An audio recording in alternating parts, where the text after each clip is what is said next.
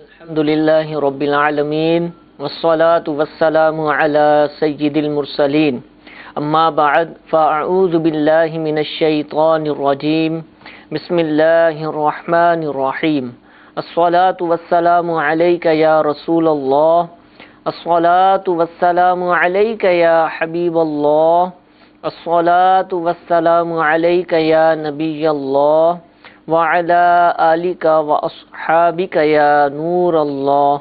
پیارے اور محترم اسلامی بھائیوں، دارالافتاء اہل سنت سلسلے کا وقت ہوا چاہتا ہے۔ مفتی صاحب ہمارے ساتھ موجود ہیں۔ انشاءاللہ عز و جل آپ کی کالز اور ایس ایم ایس کے ذریعے جو سوالات ہمیں موصول ہوں گے انشاءاللہ سلسلے میں شامل کریں گے۔ درود پاک کی فضیلت سنتے ہیں۔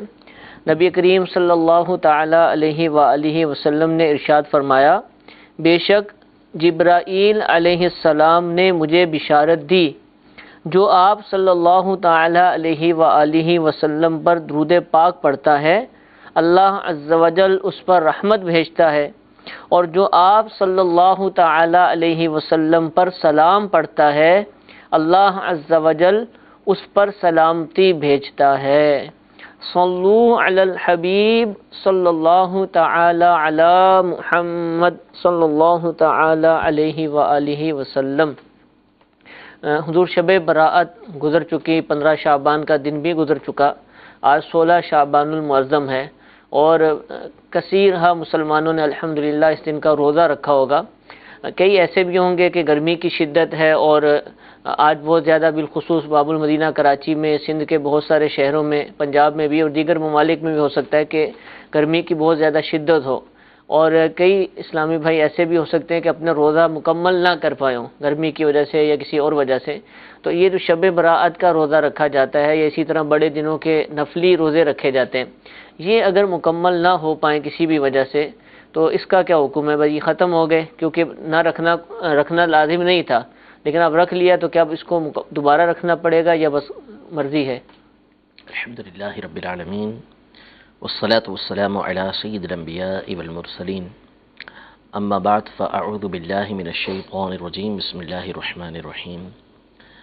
دیکھیں اس دن کے روزے کی فضیلت احادیث طیبہ کے اندر آئی ہے، تو اس دن کا روزہ رکھنا یہ باعث ثواب تھا، ٹھیک ہے، باعث ثواب ہے، اور جس نے رکھا اس کو جو ہے اس کی فضیلت ملے گی، لیکن جس نے نہ رکھا اس کے لیے کوئی گناہ کا سبب یہ نہیں تھا۔ ٹھیک ہے، لیکن جس نے رکھ لیا تو نفل کا اصول یہ ہے کہ جس نے ابتدا اس کی کر لی اب اس کو سے پورا کرنا ہے، اور احناف کے یہاں یعنی حنفیوں کے یہاں یہ ضروری ہے کہ جب نفل کی ابتدا کر لی تو اس کو پورا کرنا یہ ضروری ہوتا ہے۔ لہذا اگر نفلی روزہ اس نے شروع کر لیا ہے، اب اگر اس نے اس کو توڑ دیا تو اب اس پر لازم ہے کہ وہ اس کی قضا کرے گا۔ ٹھیک ہے، لہذا اگر کسی نے گرمی کی وجہ سے واقعی عذر تھا اس کا اور اس نے اس کا روزہ توڑ دیا ہے تو گناہ تو نہیں ہوگا اس کے اوپر، لیکن مجبور ہو چکا تھا کہ اب اس کے لیے برداشت نہیں ہو رہا تھا اس سے، اور اس بنیاد پر اس نے روزہ توڑا تو گناہگار نہیں، لیکن اس روزے کی بہرحال اس نے اب قضا کرنا ہوگی۔ ٹھیک ہے، تو جیسے ہی اس کو قدرت حاصل ہوتی ہے روزہ رکھنے پر تو جلد سے جلد اب اس روزے کی قضا کرنا اس کے اوپر یہ ضروری ہوگا۔ رمضان شریف کے جو روزے ہم رکھیں گے اس میں نہیں کر سکتے، اس میں نیت تو نہیں کر سکتے نہیں، نا؟ اس میں نہیں کر سکتے، الگ سے ایک باقاعدہ روزہ رکھنا پڑے گا۔ ٹھیک ہے، جزاک اللہ جی۔ ایک کال چلائے گا۔ میں راشد بھٹی بات کر رہا ہوں حفظ آباد پنجاب سے۔ سر میرا یہ سوال ہے کہ میری بیٹی ہے، وہ کچھ دن ہو چکے ہیں، کتنے دن کے اندر نام رکھنا چاہیے؟ جی حضور، بچوں کا نام کتنے دن میں رکھنا ہے؟ نبی کریم صلی اللہ تعالی علیہ وآلہ وسلم نے حسنین کریمین کا جو نام رکھا وہ 7ویں دن رکھا، تو اس لیے بہتر یہ ہے کہ بچے کا نام جو ہے وہ 7ویں دن یہ رکھنا چاہیے۔ تو 7واں دن جو ہے وہ اگر باقی ہے تو بہتر یہ ہے کہ 7ویں دن جو ہے وہ بچے کا نام رکھیں۔ اچھا، بعض لوگ بلکہ بہت سارے لوگ ہو سکتا ہے کہ اپنے بچوں کے نام پہلے سے ہی سوچ کے بیٹھے ہوتے ہیں، پیدائش سے پہلے ہی ذہن ہوتا ہے کہ اگر بچہ یا بچی ہوگی تو یہ نام رکھا جائے گا، تو کیا وہ یہ 7ویں دن والی کوئی صورت ہے کہ اس پر ان کا بھی عمل ہو جائے؟ سوچا تو ہوتا کوئی مسئلہ نہیں۔ جیسے نبی کریم صلی اللہ تعالی علیہ وآلہ وسلم جب حضرت حسن کی ولادت ہوئی تو حضور علیہ السلام حضرت فاطمہ رضی اللہ تعالی عنہا کے گھر تشریف لے کر آئے اور پوچھا، ارشاد فرمایا کہ مجھے میرا بیٹا دکھاؤ، تو دکھایا تو حضرت علی رضی اللہ تعالیٰ عنہ سے پوچھا اس کا نام کیا رکھا، تو ان کا حرب نام رکھا ہے، تو فرمایا نہیں اس کا نام حسن ہے۔ ٹھیک ہے، ظاہر ہے کہ حضرت علی رضی اللہ تعالیٰ عنہ نے پہلے سے نام سوچ رکھا تھا اور نام رکھا حرب۔ اسی طرح جب سیدنا حسین رضی اللہ تعالیٰ عنہ کی ولادت ہوئی تو یہی معاملہ پیش آیا، انہوں نے یہی نام بتایا کہ میں نے حرب رکھا ہے، تو پہلے سوچ رکھا تھا جب یہ نام رکھ دیا حرب، لیکن حضور علیہ الصلوۃ والسلام نے فرمایا کہ نہیں یہ حسین ہے۔ ٹھیک ہے، تو اس لیے پہلے سے سوچنے میں حرج نہیں ہے، پہلے سے بھلے سوچا ہو لیکن نام کوشش یہی کریں کہ 7ویں دن رکھیں، ٹھیک ہے، 7ویں دن ہی نام کو رکھا جائے۔ جی ایک کال چلائیے۔ رکھا جائے نہیں اچھا ہے، پہلے رکھ اچھا لیا ہے، تو کوئی مسئلہ نہیں۔ ٹھیک ہے، ٹھیک ہے جی، ایک کال چلائیے۔ سوال بھائی میرا یہ ہے کہ جب روزہ رکھتا ہوں نا میں، تو میرے منہ میں تھوک جمع ہو جاتی ہے پانی، تو نماز کے حالت میں بڑا مسئلہ بنتا ہے، وہ باہر نکالنا یا اندر نکالنا، اس مسئلے کا آپ پوچھنا۔ جی دیکھیں روزے کی حالت میں منہ کے اندر جو تھوک جمع ہو جائے، ویسے بھی تھوک اگر کسی نے نگل لیا تو اس سے روزہ ٹوٹتا نہیں ہے، ایسا کرنا نہیں چاہیے، یعنی اگر کوئی اس طرح جان بوجھ کے کرتا ہے کہ تھوک جمع کر کے نگلتا رہتا ہے تو یہ ناپسندیدہ عمل ہے، لیکن اگر کسی نے تھوک نگلا اپنا ہی باہر نہیں نکالا ہے تو ویسے ہی مکروہ عمل ہے، جمع ہو گیا کسی کے تھوک اور اس نے نگل لیا ہے تو اس صورت میں اس کا روزہ یہ نہیں ٹوٹے گا، چاہے وہ نماز ہو یا نماز کے علاوہ کا معاملہ ہو، دونوں صورتوں میں روزہ نہیں ٹوٹتا۔ ٹھیک ہے جی، ایک کال چلائیے۔ زکوٰۃ کا سب سے بہترین مصرف کون سا ہے؟ جی زکوٰۃ کا سب سے بہترین مصرف، اس میں دیکھیں دو باتیں ہیں، ایک تو ہے مطلقاً صدقہ، دوسرا ہے زکوٰۃ۔ تو زکوٰۃ میں سب سے بہتر تو یہ ہے کہ اپنے قریبی عزیز کہ جس کو صدقہ لگتا ہو، جس کو زکوٰۃ لگتی ہو، اس کو زکوٰۃ دے، یعنی اپنے ہی جیسے جو والدین ہیں ان کو تو نہیں دے سکتا، نہ والدین کے والدین کو جو اصول کے لاتے ہیں ان کو نہیں دے سکتا، اپنے دادا دادی نانا نانی ان کو نہیں دے سکتا، اسی طرح جو اپنے فرو ہیں یعنی بیٹا بیٹی ان کی اولاد کو نہیں دے سکتا، نہ بیٹا بیٹی کو بھی نہیں دے سکتا اور ان کی اولاد کو بھی نہیں دے سکتا، تو ان کو نہیں دیا جا سکتا، اسی طرح میاں بیوی ایک دوسرے کو نہیں دے سکتے۔ اس کے علاوہ جو بہن بھائی ہیں یہ اگر یہ مستحق ہیں زکوٰۃ کے، بھائی بہن کو یا بہن بھائی کو یا پھپھی خالہ ماموں تایا چچا ان کو زکوٰۃ دی جا سکتی ہے، جبکہ ان کو زکوٰۃ لگتی ہو، یعنی یہ مستحق ہوں جن کو شرعی فقیر کہا جاتا ہے، زکوٰۃ کے مصرف ہوں تو ان کو زکوٰۃ یہ دی جا سکتی ہے۔ تو ایسوں کو زکوٰۃ دینا یہ اولا اچھا ہے، بہتر ہے کہ اس میں زکوٰۃ بھی ہے اور صلہ رحمی بھی ہے، ٹھیک ہے، تو اچھا ہے کہ ان کو زکوٰۃ دی جائے جبکہ زکوٰۃ ان کو لگتی ہو۔ دوسرا یہ کہ اگر یہ نہیں ہے مثال کے طور پر تو آپ نے زکوٰۃ دینی ہے یا صدقہ دینا ہے، تو اس میں یہ دیکھ لیا جائے کہ ضرورت کہاں پر ہے، تو جہاں پر ضرورت ہو اس جگہ پر زکوٰۃ دینا یا صدقہ دینا یہ بہتر ہے۔ زکوٰۃ تو ظاہر سی بات ہے کہ جہاں شریعت نے مقرر کر رکھی ہے اسی کو دیں گے، زکوٰۃ ہر جگہ پر لگتی نہیں ہے، زکوٰۃ شرعی فقیر ہی کو دینا ہوگی یا جہاں پر زکوٰۃ جس کو آپ مالک کر سکیں اس مقام پر ہی آپ زکوٰۃ دے سکیں گے۔ باقی اس کے علاوہ جو صدقہ ہوتا ہے، صدقہ چونکہ اس میں مالک کرنا یہ شرط نہیں ہوا کرتی ہر صدقے کے اندر، تو جہاں پہ مالک کرنا شرط نہیں ہوتی دوسرے مقامات پر بھی آپ اس کو خرچ کر سکتے ہیں، جیسے نفلی صدقہ ہے تو اس کے ذریعے سے مثال کے طور پر آپ پانی کی سبیل لگانا چاہتے ہیں، یا آپ جو ہے وہ مدرسے کی تعمیر کرنا چاہتے ہیں، یا آپ جو ہے وہ کسی ایسے کو دینا چاہتے ہیں کہ جس کو زکوٰۃ نہیں لگتی اور اس کی آپ نفلی صدقے کے ذریعے مدد کرنا چاہتے ہیں تو آپ کر سکتے ہیں۔ تو ایسے مقام پر یہ دیکھا جاتا ہے نفلی صدقے کے اندر کہ اس میں ضرورت کہاں پر ہے، ٹھیک ہے، اس علاقے کے اندر اس جگہ میں ضرورت کس چیز کی ہے، مثال کے طور پر اس جگہ میں پانی کی قلت ہے تو اب افضل یہ ہے کہ آپ پانی کا وہاں پر بندوبست کروائیں، جیسے کنواں کھدوا دیں یا پانی کی سبیل لگوا دیں، یا اس علاقے میں مثال کے طور پر مسجد نہیں ہے تو بہتر یہ کہ پھر آپ مسجد بنوا دیں، یا اس علاقے میں کوئی دینی ادارہ نہیں ہے تو بہتر ہے کہ آپ وہاں پر دینی ادارہ قائم کروا دیں، تو جس چیز کی ضرورت ہے پھر اس کے ذریعے سے وہ قائم کروائیں۔ ٹھیک ہے۔ تو حضور آپ نے فرمایا کہ قریبی رشتہ دار بہن بھائی وغیرہ کو زکوٰۃ دی جائے، اب یہ بہت قریبی ہوتے ہیں، بعض دفعہ ایک دوسرے کا بھرم ہوتا ہے، سفید پوشی ہوتی ہے، تو ان کو بھی ہوتا ہے کہ دیں گے تو وہ محسوس کریں گے، اور وہ خود بھی یہ نہیں چاہتے کہ بہن بھائی ہمیں اس طریقے سے مدد کریں، لیکن اور کوئی صورت بھی نہیں ہے کہ مدد کی جا سکے، تو کیا کوئی ایسا ہے کہ زکوٰۃ کہے بغیر ان کو دے دیا جائے؟ جی بالکل، زکوٰۃ جیسے عیدی کہہ کے دے دیا جائے، شب برات کے موقع پہ لوگ بہن بھائیوں کی مدد کرتے ہیں تو ان ناموں سے دے دی جائے۔ بالکل، زکوٰۃ میں زکوٰۃ کا لفظ کہنا یہ کوئی شرط نہیں ٹھیک ہے، آپ تحفے کا کہہ کر دے سکتے ہیں، عیدی کہہ کر دے سکتے ہیں، لفظ زکوٰۃ کہنا شرط نہیں ہے۔ بس زکوٰۃ میں ایک شرط تو یہ ہے کہ جس کو آپ دے رہے ہیں اس کو زکوٰۃ لگنی چاہیے، یعنی وہ مستحق زکوٰۃ ہونا چاہیے۔ دوسرا یہ کہ آپ کی نیت زکوٰۃ کی ہونی چاہیے کہ دیتے ہوئے آپ زکوٰۃ کی نیت کریں کہ میں زکوٰۃ دے رہا ہوں۔ ٹھیک ہے۔ باقی لفظ زکوٰۃ کہنا یہ شرط نہیں ہے۔ بچوں کو دے دی، بہن بھائیوں کے بچوں کو پیسے دے دیے تو کیا ہو جائے گی زکوٰۃ؟ ہو سکتی ہے، لیکن اس میں یہ ہوگی کہ بچہ ایسا ہو کہ جو قبضہ کرنا جانتا ہو، اور دوسرا یہ کہ وہ اگر نابالغ بچہ ہے تو پھر اس کے والدین جو ہے وہ مستحق زکوٰۃ ہونی چاہیے، یعنی ان کو زکوٰۃ لگتی ہو، تاکہ وہ بچہ جو ہے نابالغ بچہ ہے تو اس کے والدین اس پہ قبضہ کر لیں گے تو پھر اس صورت میں زکوٰۃ ادا ہو جائے گی۔ ٹھیک ہے جی۔ لیکن پھر اس کے دیگر مسائل یہ قبضے کے بعد جو ہے وہ استعمال کے الگ آئیں گے۔ ٹھیک ہے جی۔ میسیجز بھی ہمارے پاس آنا شروع ہو چکے ہیں۔ جس نے 10 روزے توڑے وہ کیا کفارہ دے گا؟ اب کون سے روزے توڑے اس میں ٹھیک ہے، وضاحت نہیں ہے۔ نفلی روزے اگر توڑے ہیں تو ظاہر سی بات اس کی قضا کرنا پڑے گی اس کو۔ ٹھیک ہے جی۔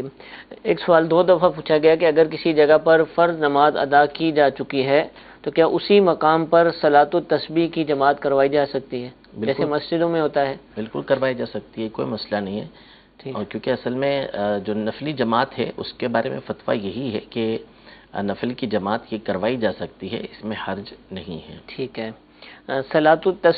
10 روزہ تراویح، 3 روزہ تراویح، 7 روزہ تراویح، ان نمازوں کا اس طرح ادا کرنے کا کیا حکم ہے؟ دیکھیں 2 چیزیں ہیں، ایک تو ہے نفس جواز، یعنی ایک جائز ہونا۔ تو تراویح 7 دن میں پڑھیں، 3 دن میں پڑھیں، 1 دن کے اندر پورا قرآن پاک پڑھ لیں، ظاہر سی بات ہے کہ کوئی اس کو ناجائز اس اعتبار سے نہیں کہے گا کہ اس طرح پڑھنا تو جائز ہے، لیکن جو اس کے بعد کے معاملات ہیں یا اس کے اندر کے معاملات ہیں اس کے اندر کچھ خرابیاں ہیں۔ ٹھیک ہے۔ مثال کے طور پر جو 7 روزہ تراویح پڑھی جاتی ہے یا 3 روزہ تراویح پڑھی جاتی ہے، اس میں ایک تو قرآن پڑھنے کا انداز، کہ جس انداز میں اس میں قرآن پاک پڑھا جاتا ہے وہ ہوتا ہے کہ جو عمومی طور پہ صحیح نہیں ہوتا، کہ انتہائی تیزی کے ساتھ قرآن پاک پڑھا جا رہا ہوتا ہے اور اس طرح پڑھا جا رہا ہوتا ہے کہ جس سے کئی آیتیں چھوٹ رہی ہوتی ہیں، الفاظ ٹوٹ رہے ہوتے ہیں اور بہت تیزی کے ساتھ قرآن پاک پڑھ رہے ہوتے ہیں۔ نمبر 1 کہ قرآن پاک پڑھنے میں غلطیاں کی جاتی ہیں۔ پھر دوسری بات یہ کہ جو پڑھنے والے ہوتے ہیں پیچھے، ان میں ایک بہت بڑی تعداد وہ ہوتی ہے کہ جو 7 دن پڑھ کے 3 دن پڑھنے کے بعد یہ سمجھتی ہے کہ اب ہمارے اوپر سے جو تراویح ہے وہ ختم، یعنی اب ہم نے 7 دن پڑھ لی، پورا قرآن پاک سن لیا، تو اب ہم نے جو بقیہ جو ایام ہیں رمضان کے وہ تراویح نہیں پڑھنی، اب ہم فارغ ہو گئے۔ یہ بالکل غلط ہے۔ تراویح یہ الگ سنت موقدہ ہے، ہر ایک کے اوپر جو ہے وہ جو عاقل و بالغ ہے مسلمان، ہر ایک کے اوپر تراویح پڑھنا یہ سنت موقدہ ہے۔ ٹھیک ہے۔ جماعت یہ سنت موقدہ علی الکفایہ ہے، یعنی چند افراد بھی اگر جماعت قائم کر لیں گے تو وہ تو سنت موقدہ جماعت کی ادا ہو جائے گی، لیکن ہر ایک کے اوپر علیحدہ سے تراویح پڑھنا یہ سنت موقدہ ہے۔ ٹھیک ہے۔ مجھ پر الگ ہے، آپ پر الگ ہے۔ جماعت کے ساتھ ہم سب پڑھ لیں، وہ سنت موقدہ ہم سب کی ادا ہو گئی، لیکن ہر ایک کے لیے یہ ضروری ہے کہ وہ تراویح پڑھے گا ضرور۔ اگر 3 روزہ 7 روزہ ہم نے پڑھ لی تو اس کے بعد بھی ہم فارغ نہیں ہو گئے، ہم نے تراویح پڑھنی ہے۔ اب ہم جماعت سے پڑھیں، الگ سے پڑھیں، یہ ایک الگ میٹر ہے کہ ہم بھلے الگ سے بھی پڑھیں، ٹھیک ہے، لیکن پڑھنا پڑے گی۔ ٹھیک ہے۔ ایک بڑی تعداد ہے کہ جو یہ سمجھ رہی ہوتی ہے کہ 3 روزہ یا 7 روزہ پڑھنے کے بعد ہم اس سے فارغ ہو چکے ہیں، تو ایسا نہیں ہے، بلکہ آپ نے تراویح اب بھی پڑھنی ہے۔ تو جو یہ سمجھتے ہیں وہ یہ بہت بڑی غلطی کر رہے ہوتے ہیں۔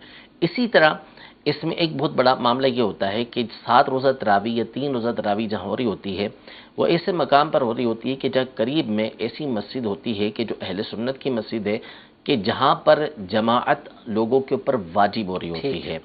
اب ایک بڑی تعداد ہے کہ جن کے اوپر عشاء کی جماعت واجب ہے، لیکن وہ عشاء کی جماعت کو چھوڑ کر وہ 7 روزہ تراویح یا 3 روزہ تراویح والی جگہ پر چلے جاتے ہیں، عشاء کی جماعت چھوڑی جو ان کے اوپر واجب تھی، اس کا گناہ لیا، اور وہاں جا کے وہ جماعت جو ان کے اوپر واجب نہیں ہے اس مقام پہ پڑھتے ہیں اور اس گناہ کو اپنے سر لیتے ہیں۔ تو یہ لازم ہے کہ آپ جماعت کے ساتھ عشاء کی نماز پڑھیں، پھر اس مقام پہ جا کے اگر آپ تراویح پڑھ یا پڑھ رہے ہیں وہاں پر تو جا کے آپ تراویح پڑھیں۔ پھر اس کے بعد جب آپ 7 روزہ سے فارغ ہو جاتے ہیں تو پھر آپ اپنی تراویح لازمی طور پر پڑھیں گے، اس کو کسی صورت آپ چھوڑیں گے نہیں۔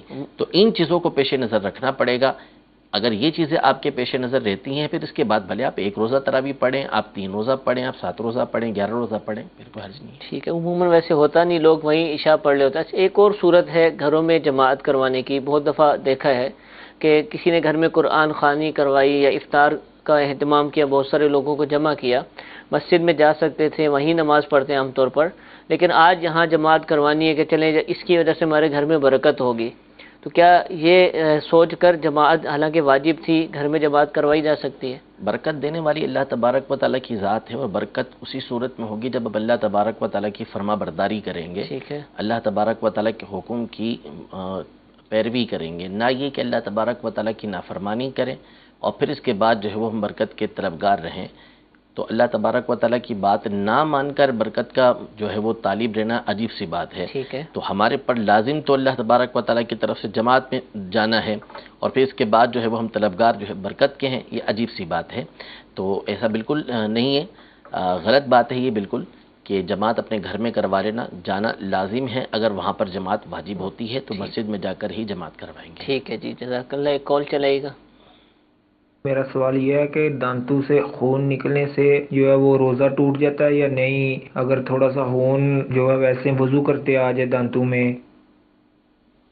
نہیں، فقط آنے سے تو نہیں ٹوٹے گا، یہ تو اب حلق سے اترا، کم تھا یا زیادہ، اس کا ذائقہ محسوس ہوا یا نہیں ہوا، یہ مختلف صورتیں اس کی بنتی ہیں، فقط خون آنے سے روزہ نہیں ٹوٹے گا۔ ٹھیک ہے جی، ایک اور کال چلائیے۔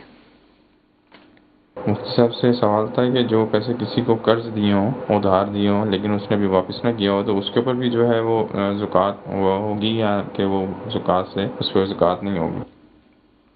جو قرض دیا ہوا ہے اور ملنے کی امید بھی ہے اس کی، تو اس صورت میں اس کے اوپر زکوٰۃ دینا تو لازم ہے کہ اس نے زکوٰۃ یہ دینی ہے۔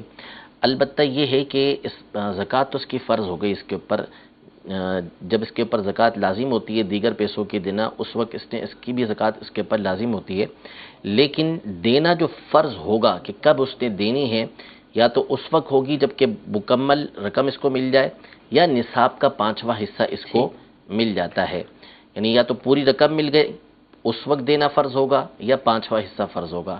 لیکن اب مسئلہ یہ ہے کہ مثال کے طور پہ 5 سال کے بعد پوری رقم ملتی ہے، تو اب 5 سال کی پوری زکوٰۃ اس کو ایک ساتھ دینا پڑے گی، تو اس لیے بہتر یہ ہے کہ جب اس کے اوپر زکوٰۃ فرض ہوتی ہے تو پھر ہر سال وہ اس رقم کی زکوٰۃ دیتا چلا جائے، اس کے لیے اس صورت میں اس کے لیے آسانی ہو جائے گی، ورنہ 5 سال کی ایک ساتھ دینا مشکل پڑ جائے گا۔ تو اس لیے بہتر یہ ہے کہ ہر سال زکوٰۃ نکالتا چلا جائے، دینا پڑے گی اس رقم کی زکوٰۃ۔ ٹھیک ہے حضور۔ سوال یہ پوچھا گیا ہے میسیج کے ذریعے کہ کیا کوئی شخص اپنی منگیتر سے بات چیت کر سکتا ہے؟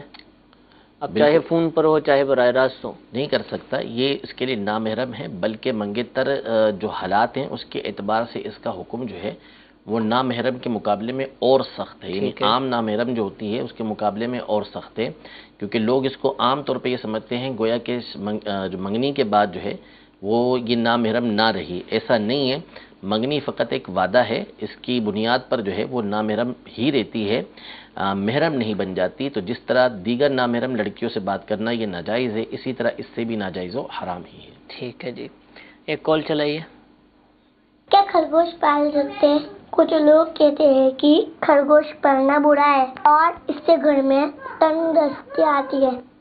جی حضور، خرگوش کے حوالے سے سوال ہے۔ یہ پچھلی دفعہ بھی غالباً سوال ہوا تھا، تفصیل سے بتایا تھا میں نے کہ خرگوش پالنے میں ویسے تو حرج نہیں ہے، لیکن اس کو دیکھ لیا جائے کہ یہ کہاں پال رہے ہیں، کہ خرگوش جو ہے وہ عام طور پر تو یہ جو پالا جاتا ہے وہ کچے علاقوں کے اندر پالا جاتا ہے، خرگوش کی عادت ہوتی ہے کہ وہ سرنگ بناتا ہے، تو جس کی وجہ سے بنیادیں کچی ہو جاتی ہیں اور لوگوں کے جو پڑوس والے جو ہوتے ہیں وہ اس کی وجہ سے تنگ آ جاتے ہیں۔ تو اگر ایسا ہے تو پھر اس صورت میں سے اجتناب کرنا چاہیے، اور اگر ایسا نہیں ہے، آپ شہر کے اندر جو ہے وہ خرگوش پال رہے ہیں جہاں پکی زمینیں ہیں تو ٹھیک ہے پال سکتے ہیں، لیکن اس صورت میں بھی اس کا خیال رکھنا یہ ہر صورت میں ضروری ہے کہ اس کو کسی طرح کی تکلیف آپ نہ پہنچائیں۔ ٹھیک ہے، کیا اسلامی بہن مخصوص ایام میں مدنی قاعدہ چھو یا پڑھ سکتی ہیں؟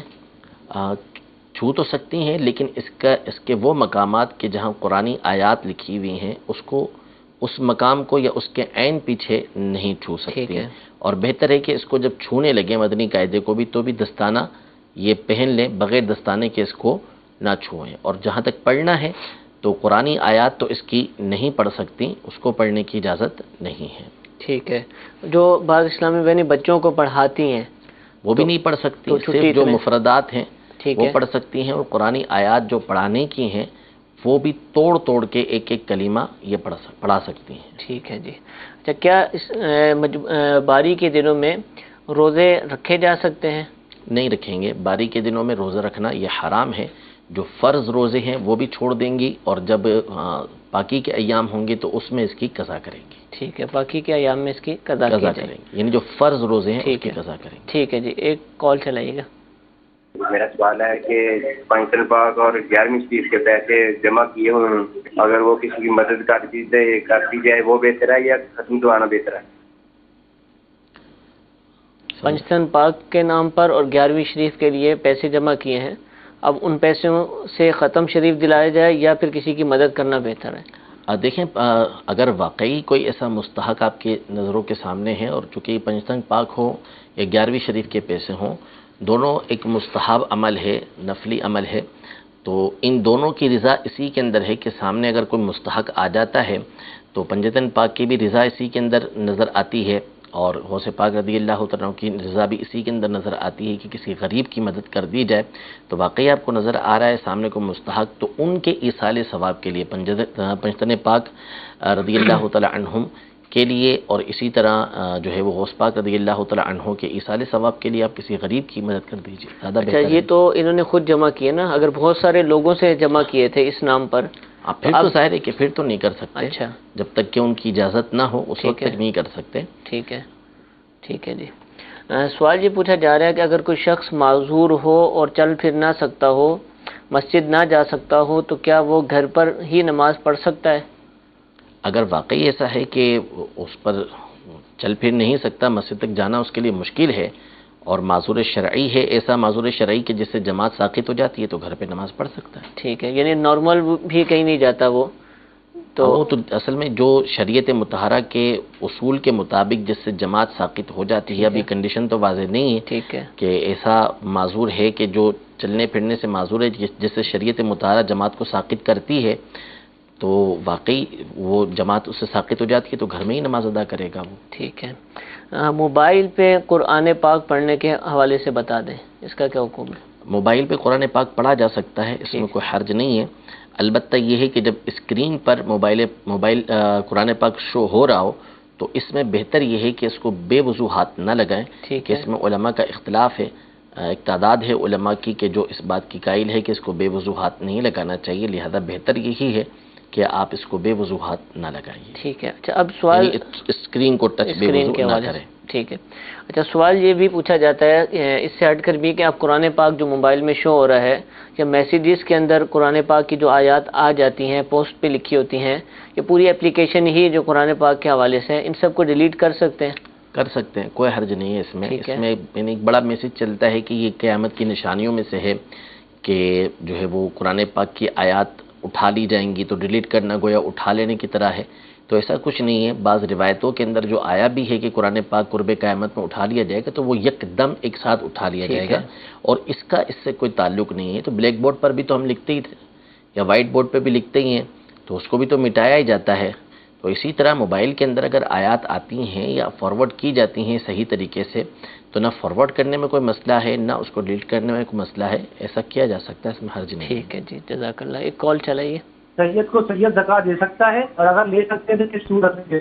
جی، سید کو سید زکوٰۃ دے؟ نہیں جی، سید کو سید بھی زکوٰۃ نہیں دے سکتا۔ ٹھیک ہے۔ سید کو جو دینا چاہیے اس کی مدد ہمیشہ صاف پیسوں کے ذریعے ہی کرنی چاہیے۔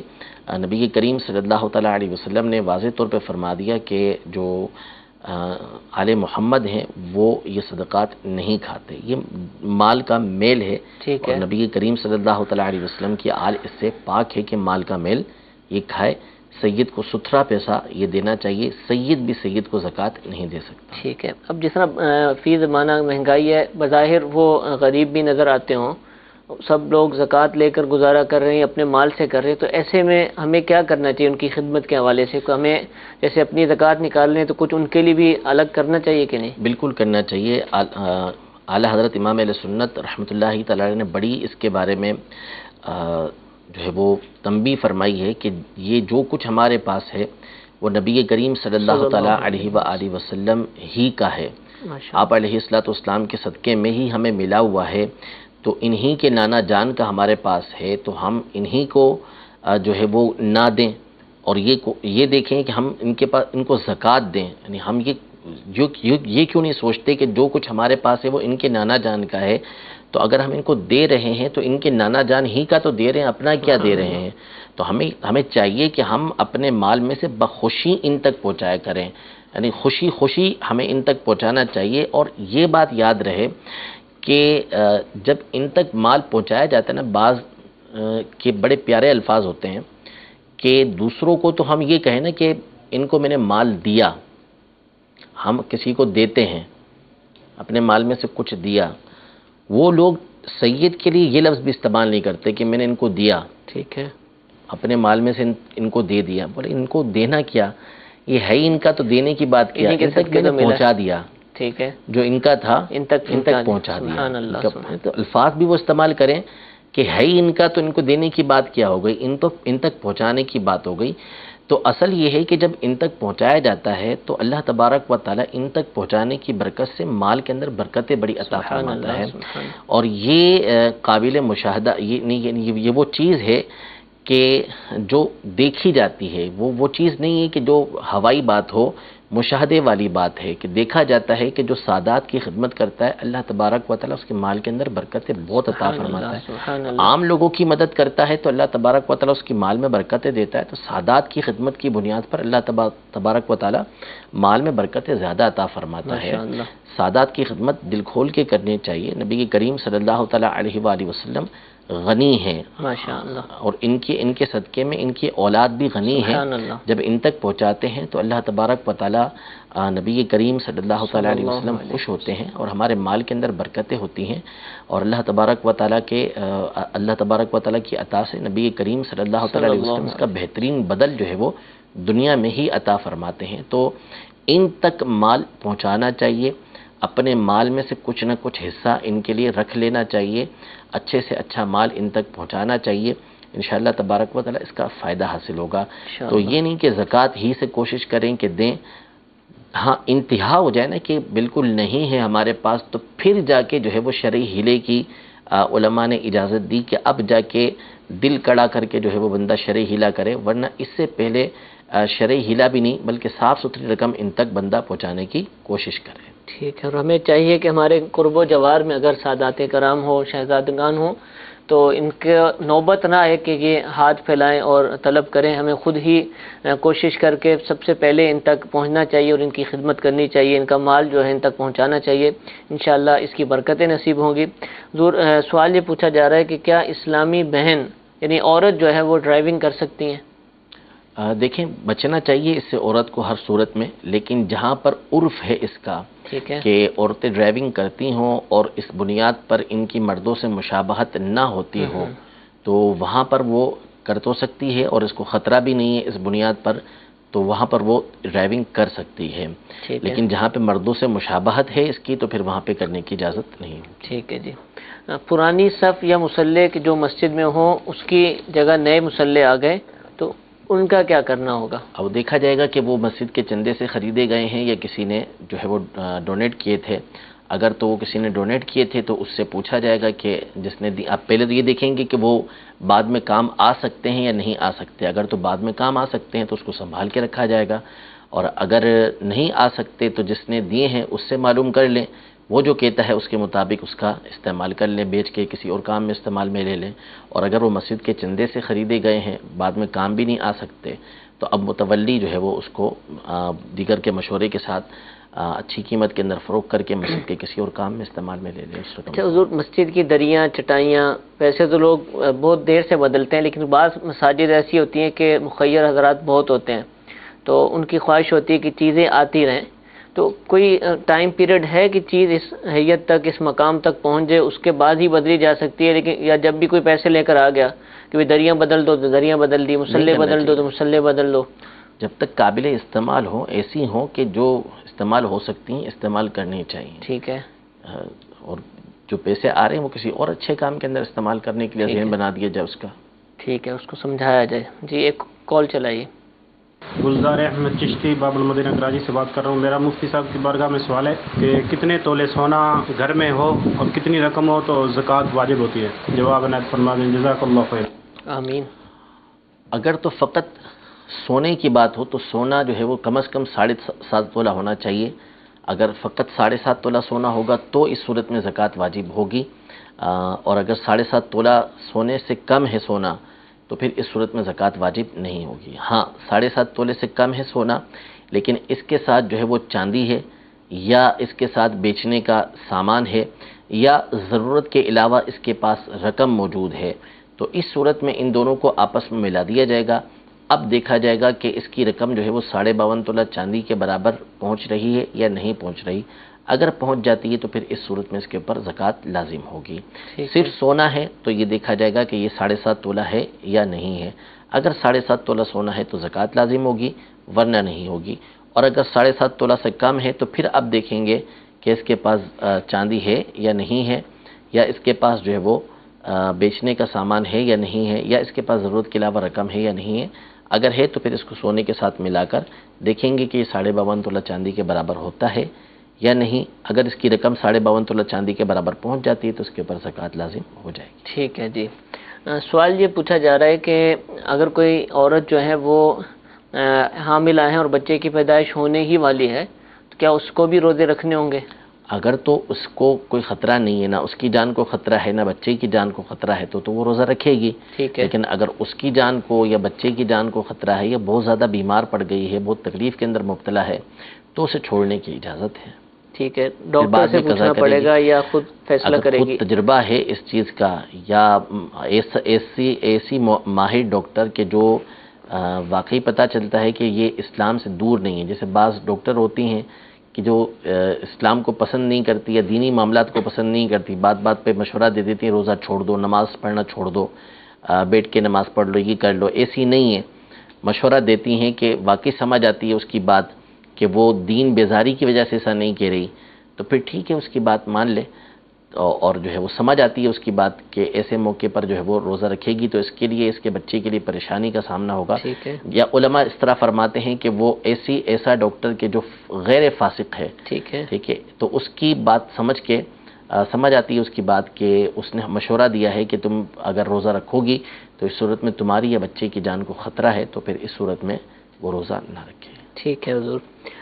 پوچھا یہ جا رہا ہے کہ کیا صرف غسل کر کے نماز پڑھی جا سکتی ہے یا پھر اس کے بعد وضو بھی کرنا ہوگا؟ اب غسل دیکھیں، بندہ جب کرتا ہے تو جو غسل کرے گا تو اس میں اعضائے وضو کے اوپر پانی بہہ جاتا ہے.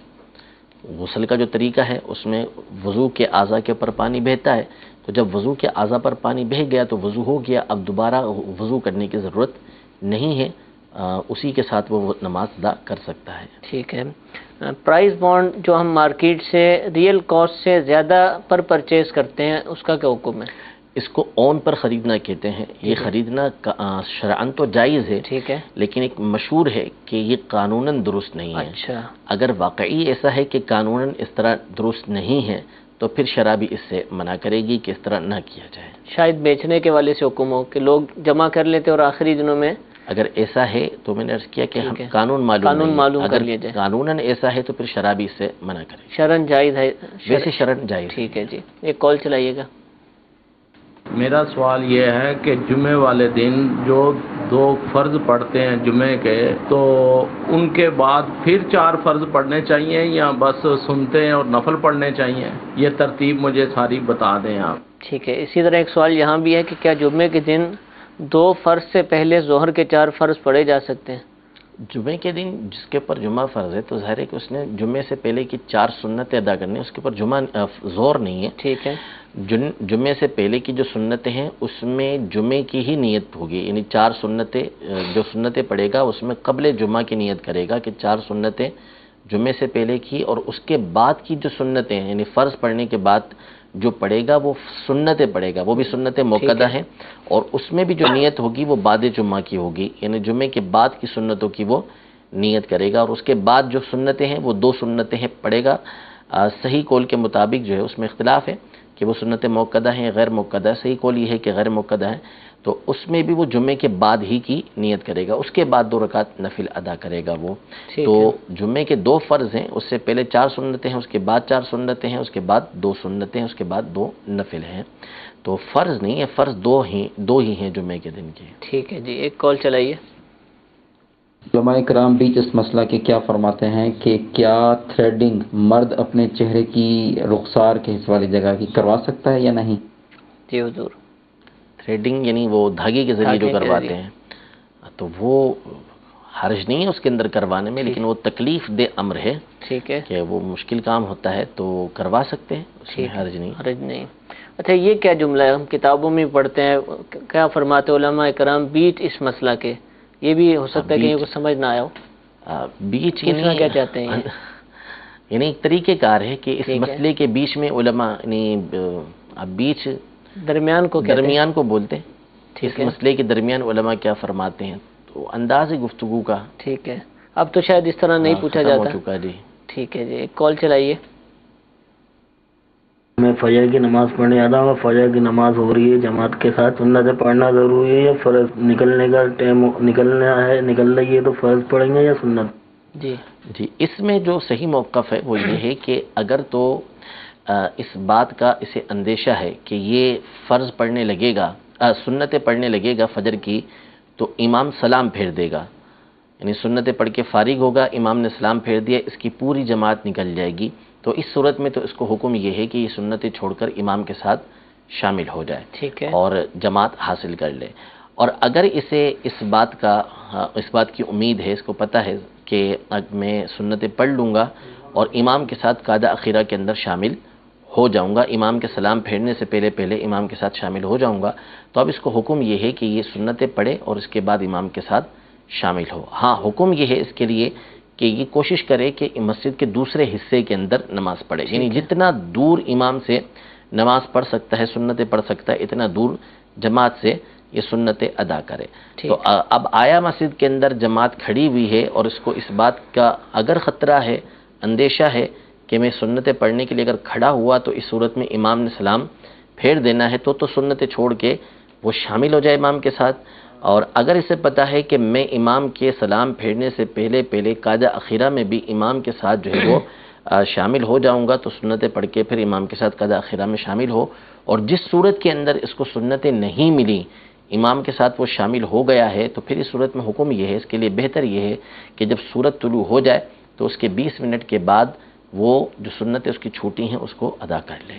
ٹھیک ہے، جزاک اللہ۔ حضور آخری سوال، 15 شعبان کا روزہ تو گزر چکا ہے، لیکن سوال موجود ہے کہ 15 شعبان یا اسی طرح مخصوص ایام کے جو روزے ہیں، ان میں قضا کی نیت کی جا سکتی ہے؟ نہیں، قضا کی نیت نہیں کی جا سکتی، یا تو آپ نفل کی نیت کریں یا پھر قضا کی نیت کریں، یعنی دونوں میں سے کوئی ایک نیت کی جا سکتی ہے، یا تو قضا کی نیت ہوگی یا نفل کی نیت ہوگی۔ اچھا کریں کیا، جیسے 15 شعبان کا روزہ آ گیا، 10 محرم کا آ گیا، ذی الحجہ وغیرہ کے جو روزے جو بھی مخصوص برکت والے ایام ہیں، ان میں نفلی روزہ رکھیں یا اگر کوئی قضا باقی ہے تو وہ رکھیں، کیا کریں؟ اس میں اہم تو یہ ہے کہ پہلے قضا ادا کر لیں، ٹھیک ہے، لیکن جو برکت والے روزے ہوتے ہیں جس کی مخصوص فضیلت ہوتی ہے، تو اس میں چاہے تو اس بات کو بھی پیش نظر رکھتے ہوئے وہ روزہ رکھ سکتا ہے کہ چونکہ یہ فضیلت نکل گئی تو دوبارہ اسے حاصل نہیں ہوگی، ٹھیک ہے، یعنی 15 شعبان ایک دفعہ نکل گئی تو پھر اب یہ شعبان اس کو دوبارہ حاصل نہیں ہوگی، تو 15 شعبان کی فضیلت حاصل کرنے کے لیے وہ یہ روزہ بھی رکھ سکتا ہے کہ اس دن کی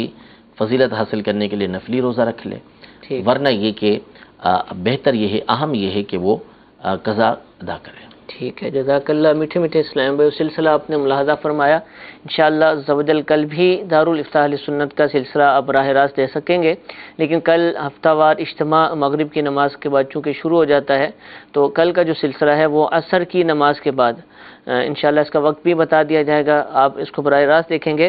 اس کے علاوہ پیر شریف کو جو دارالافتاح اہل سنت کا آپ سلسلہ دیکھیں گے، کیونکہ جمعۃ المبارک کو ہمارا سلسلہ نہیں ہوتا، ہفتے کو آپ اس وقت اندھیرے سے اجالے کی طرف مفتی محمد قاسم صاحب دامت برکاتہم العالیہ کا سلسلہ دیکھتے ہیں، اور اتوار کو احکام تجارت مفتی علی اصغر عطاری دامت برکاتہم العالیہ کا سلسلہ دیکھتے ہیں، اس کے بعد جو پیر شریف کا دن آئے گا اس میں جو آپ دارالافتاء اہل سنت کا سلسلہ دیکھیں گے وہ بہت ہی اہم اور ایک یونیک ہے، اور انشاءاللہ عز و جل اس میں آپ بہت سارے اسلامی بھائیوں کو، مفتیان کرام کو ان کی زیارت کر سکیں گے۔ موضوع یہ ہے دین کس سے سیکھیں، دین کس سے سیکھنا چاہیے، کس سے دین کے مسئلے معلوم کرنے چاہیے، بہت ہی اہم موضوع ہے، کس انداز سے پوچھنا چاہیے، یہ ساری باتیں آپ اس سلسلے میں دیکھ سکیں گے۔ اس کو دیکھنے کی ابھی سے نیت فرما لیجئے، دوسروں کو بھی اس کی ترغیب دلائیے، انشاءاللہ عز و جل اس کی برکتیں نصیب ہوں گی۔ اللہ تعالی ہم سب کو جو کچھ سنا اس کو یاد رکھنے، عمل کرنے کی توفیق عطا فرمائے، آمین بجاہ النبی الامین۔ صلو علی الحبیب صلی اللہ تعالی علی محمد صلی اللہ علیہ وسلم۔